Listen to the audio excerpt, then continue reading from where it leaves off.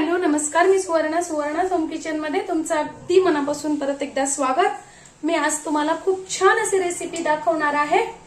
कारण तीच भाजी पोळी खाऊन कधी कधी कंटाळा येतो किंवा मग संध्याकाळच्या वेळेत स्वयंपाक काय करावा असा प्रश्नही पडतो। त्यावेळेस मी खूप छान असे हे थालपीठ तयार होतात। आज मी तुम्हाला दाखवणार आहे हेल्दी असं डाएट साठी स्पेशल खूप छान असं थालपीठ। त्यासाठी मी इथे घेतली 1 वाटी ज्वारी बाजरीचं पीठ आहे। हे ते घेतलंय मी 1 वाटी ज्वारी आणि बाजरी एकत्रच दळलेला आहे। 1 वाटी आपलं रोजच्या ज्या पोळ्या करतो आपण ते गव्हाचं पीठ। तुम्ही पीठ तुम्हाला किती थालपीठ करायचे आहे त्यावर डिपेंड आहे किती घ्यायचे ते। आणि पीठ प्रमाण नाहीये पिठाचं असं, तुम्ही कुठलंही पीठ तुम्हाला जे जास्तीचं आवडत असेल ते तुम्ही घेऊ शकता। फक्त डाळीचं पीठ मात्र जे पीठ घ्याल त्याच्या निम्मच घ्यायचंय। तर मी इथे 1 वाटी गव्हाचं पीठ घेतलेलं आहे, 1 वाटी ज्वारी बाजरीचं पीठ घेतलेलं आहे आणि अर्धी वाटी डाळीचं पीठ घेतलेलं आहे।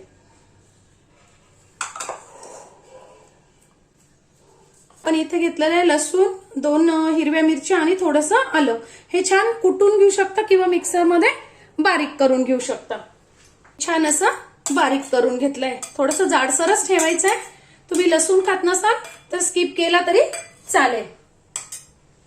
त्यानंतर इथे घेतले मी 2 वाटी तीळ, इथे घेतले मी 2 चमचे तीळ, 1 चमचा साखर, 1 चमचा ओवा घेतलेला आहे। तो छान क्रश करून घालायचा आहे। ओवानी छान पचन छान होतं, त्यामुळे ओव्यानी थालपीठाला चवही छान लागते। 2 चमचे मीठ तुम्ही चवीनुसार टाका।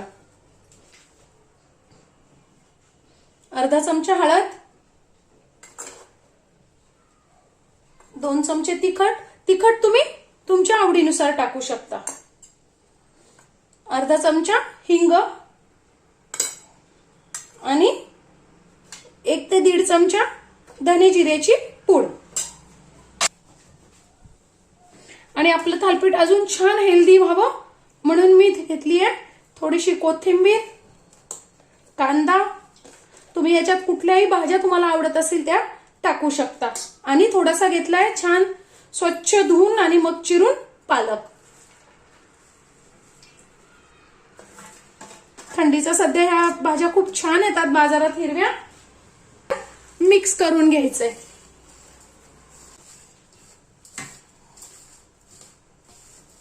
मी एकीकडे लगेच तवा तापायला ठेवलेला आहे, कारण याला काही भिजत ठेवायची गरज नाहीये पिठाला।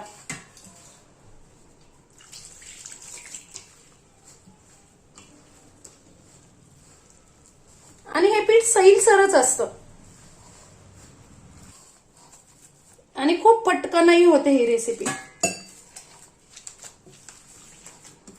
तुम्ही प्रवासातही खाण्यासाठी नेऊ शकता 1 दिवसाच्या।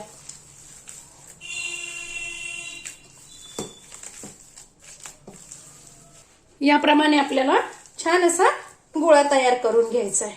खूप घट्टही नाही आणि खूप सैलही नाही। आता मी इथे घेतलाय बटर पेपर। तुमच्याकडे जर बटर पेपर नसेल तर काही हरकत नाही, तुम्ही रुमालही घेऊ शकता। कपडा एखादा जो घरात तुम्ही वापरत असाल तो घेतला तरी चालणार आहे। मी त्याच्यावरही तुम्हाला करून दाखवते। एक छोटासा असा आपल्याला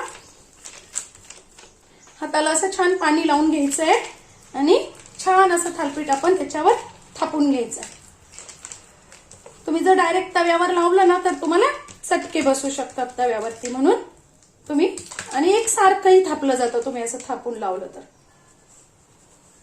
थालपीठाला असे होल पाडून घ्यायचे आहेत म्हणजे थालपीठ सगळीकडे छान भाजलं जातं।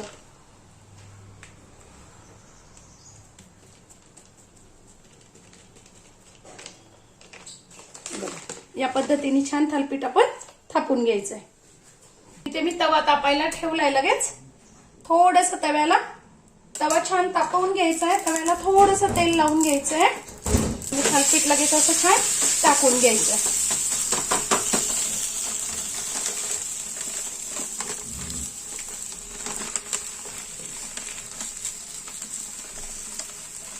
तुम्ही तोच बटर पेपर प्रत्येक वेळेस वापरला तरी काही हरकत नाही, बटर पेपर खराब होत नाही। आणि थोडंसं असं छान तेल सगळीकडे टाकून घ्यायचं त्या होलमध्ये, म्हणजे आपलं थालीपीठ छान खरपूस भाजलं जातं. 2-1 मिनिटासाठी छान थालीपीठ एका बाजूने वाफ देऊन घ्यायची, म्हणजे थालीपीठ छान भाजलं जातं.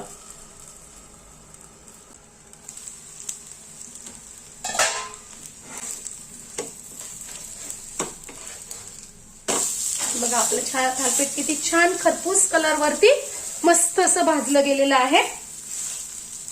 तुम्ही हे तेलावरती करू शकता, तुपावरती करू शकता किंवा बटर लावलं तरी छानच लागतं. आता दुसऱ्याही बाजूने छान थालीपीठ भाजून घ्यायचंय. असं खरपूस आपलं थालीपीठ तयार झालेलं आहे. आता मी तुम्हाला जर तुमच्याकडे बटर पेपर नसेल तर दुसरा प्रकार दाखवते कसं लावायचं थालीपीठ अगदी सोप्या पद्धतीने. मी इथे एक छोटासा रुमाल घेतलाय, कुठलाही कपडा तुम्ही घेऊ शकता, तो ओला करून घेतलेला आहे. ओला करून घेतल्यामुळे आपलं थालीपीठ पटकन निघतं. थापतानाही परत थोडंसं पाण्याचा हात लावून थालीपीठ थापायचंय.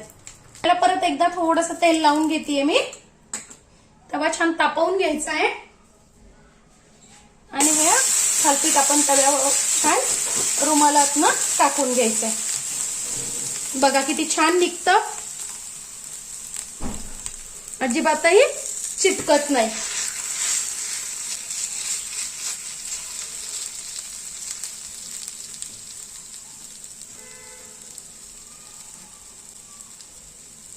तोच रुमाल तुम्ही परत वापरू शकता. बघा आपले किती सुंदर रुचकर असे खमंग रुचकर असे थालीपीठ, खूप जाड नाही, इतके सुंदर असे थालीपीठ तयार झालेले आहेत. तुम्ही नक्की करून बघा. माझी आजची रेसिपी तुम्हाला कशी वाटली कमेंट्स मध्ये नक्की सांगा. आणि तुम्ही व्हिडिओ कुठल्या भागातनं कुठल्या शहरातनं बघताय ते जर मला सांगितलं तर अजून छान वाटेल. त्याबरोबर आपण छानपैकी असं दही घेऊ शकतो किंवा तुम्हाला आवडत असेल तर तुम्ही लोणी, तूप आणि छान लोणचं, चटणी याच्याबरोबर तुम्ही खाऊ शकता. आणि शिवाय डाएट साठी तर स्पेशल हेल्दी रेसिपी आहे. तुम्ही नक्की करून बघा. चॅनलला लाईक, सबस्क्राईब आणि शेअर करा. धन्यवाद.